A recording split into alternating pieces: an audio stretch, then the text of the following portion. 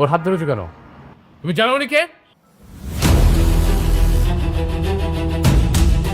দর্শক, যেহেতু এবার মেঘলা আর অনিকের ভালো সময় চলে এসেছে, তাহলে কি এবার বৃষ্টিকে তালাক দিয়ে মেঘলার কাছে চলে আসবেন অনিক? এটা ঘটে যাওয়ার সম্ভাবনা খুবই স্বাভাবিক। কেননা দর্শক, আজ থেকে বেশ কিছুদিন আগে যখন অনিকের শ্বশুর অর্থাৎ মেঘলার বাবা যখন অসুস্থ ছিলেন, তখন কিন্তু অনেক টাকার জন্য বৃষ্টিকে বিয়ে করেছিলেন। যাই হোক দর্শক, নাটকটি কিন্তু ইতিমধ্যে খুবই জমজমাট হয়ে উঠেছে। কেননা দর্শক, ইতিমধ্যে কিন্তু এটাও প্রকাশ করার সময় হয়ে গিয়েছে যে মেঘলার বর্তমান যে বাবা মা, তারা কিন্তু মেঘলার আসল বাবা মা না। যাই হোক দর্শক, কি করতে চলেছে গরিব ঘরের রাজপুত্র নাটকের 13 নম্বর পর্বে, কবে আসবে 13 নম্বর পর্ব, কিভাবে আপনারা চাইলে সবার আগে দেখে নিতে পারবেন, এই সমস্ত আপডেট জানতে পারবেন আজকের এই ছোট্ট ভিডিওতে। তাই ভিডিওটি না টেনে পুরো ভিডিওটি দেখতে থাকুন। আসসালামু আলাইকুম ভিউয়ার্স, কেমন আছেন সবাই? আশা করছি প্রত্যেককেই অনেক বেশি ভালো রয়েছে। দর্শক, আগের ভিডিওতে যেমনটা বলেছিলাম তেমনটাই কিন্তু কাহিনীটা ঘটে গিয়েছে। তাই দর্শক, আপনারা যদি সঠিক পরামর্শ এবং সঠিক আপডেট জানতে চান, তাহলে আপনারা চাইলে আমাদের চ্যানেলটি সাবস্ক্রাইব করে রেখে দিতে পারেন। দর্শক চলেন এবার কথা না বাড়িয়ে আমরা জেনে আসবো যে গরিব ঘরের রাজপুত্র নাটকের 13 নম্বর পর্বটি কবে, কখন, কিভাবে আপনারা দেখে নিতে পারবেন। তবে সেটা জানার আগে আমাদের ছোট্ট একটি অনুরোধ থাকবে, অন্য সব চ্যানেল থেকে আমাদের চ্যানেলটি যেহেতু একদমই নতুন, তাই আপনারা